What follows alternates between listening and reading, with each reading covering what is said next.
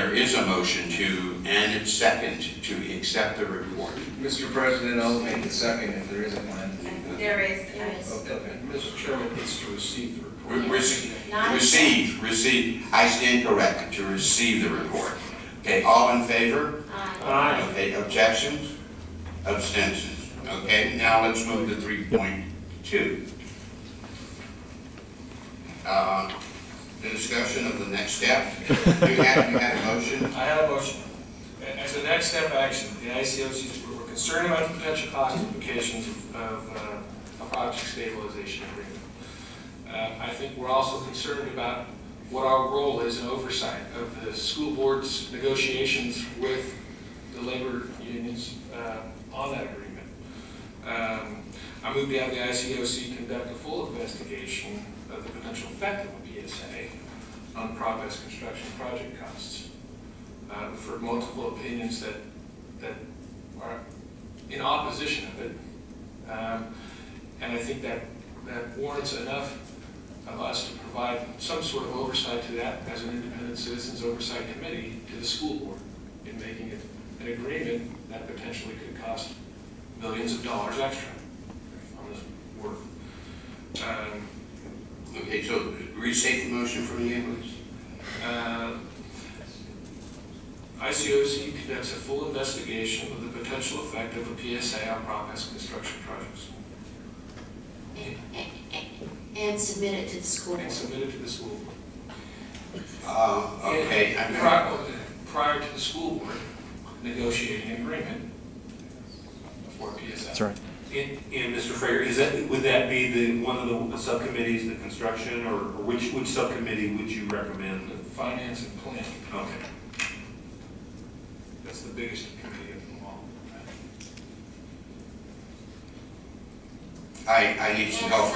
I thought we discussed earlier, I think Gil said it would go, or somebody said it would go to construction. Yeah, I said it would go.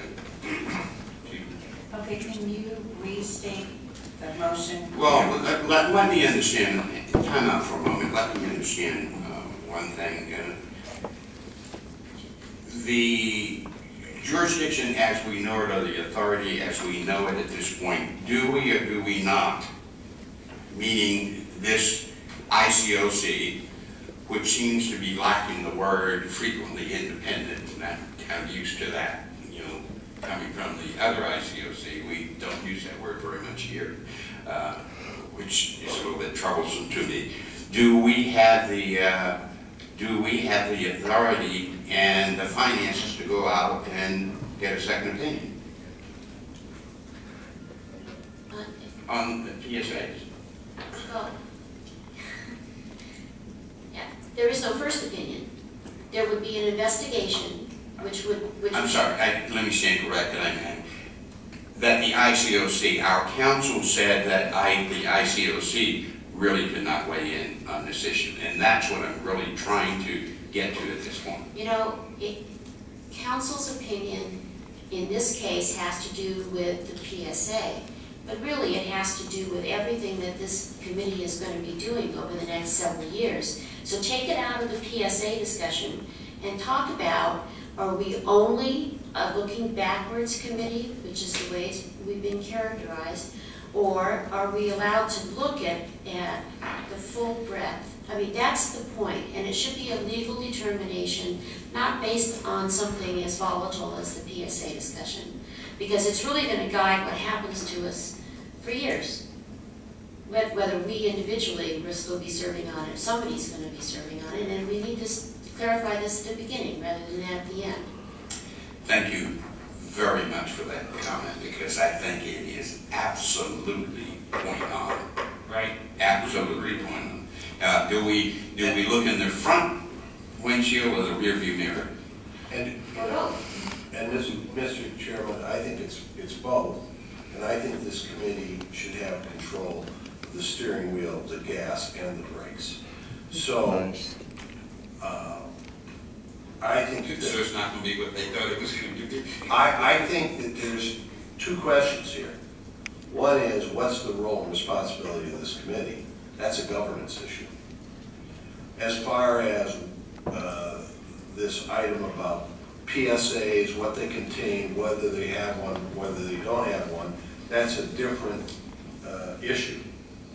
I haven't heard, and I've only seen hearsay, any opinion from council. So, you know, as far as I'm concerned, the only counsel that I've heard so far is this one from Mr. Bennett and Mr. Otley. Those are the only two counsels that have appeared before us and given us an opinion. Yes, Ms. I'd like to add in, since I was appointed or nominated by the Taxpayers Association to serve on this committee, the letter that was received, or that was sent to Board President Sheila Jackson regarding Taxpayers Association understanding of how the committee would function, because they spent a lot of time prior to their endorsement of the proposition, and they based it on a certain understanding of how the committee would function. And I would just like to formally accept this letter into the record and have it just be part of the consideration, as with other things that will be submitted. But I think we are, Jim, we're not avoiding the motion, but I think we are at the crux of the discussion is what are we going to be when we grow up as an ICOC? And what role are we going to have? Are we going to have a role that really looks forward and helps to protect the kids, or are we going to have a role that really reports what has happened, but with no opportunity to make any changes? I am not, with that being said, we have a motion on the floor. Do we have a second? Greg Cantor seconds the motion. Okay. Would you like it restated? Does everyone Mr. understand Chairman, what if you could restate.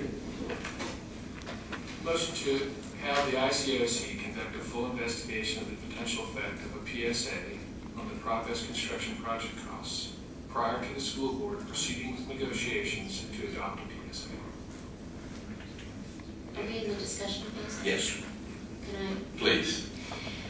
So, Mr. Markey, I mean, we can request the Board of Education not to take action before our investigation and report to the board will be complete. Where in the hell is the Union Tribune? Is that correct? Or, I mean, is the board, I mean, they're proceeding. They've given direction to staff to proceed with There was a resolution that was passed in, well, Mark is, there was a resolution that was passed by the Board of Education months ago that told us to engage in discussions with the Labor Council to execute a PSA. This is part of the public record. It's been out there a long time.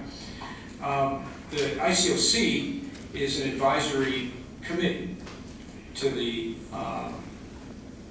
Board of Education.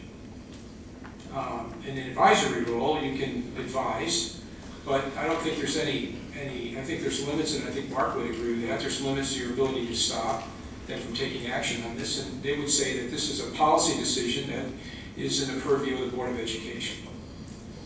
If we were to have an independent opinion, would that legal body be accountable to the ICOC? And if so, ICOC hasn't any funds, how does that get funded? I'll have to defer that to Mark, but for general responsibilities of the ILCC, the district is responsible for reasonable expenses. Now, again, this issue, the Board of Education has made very clear to us that they consider whether they have or have not a PSA to be their purview. I understand, and I didn't hear you very clearly. We are an advisory board, but we still can advise.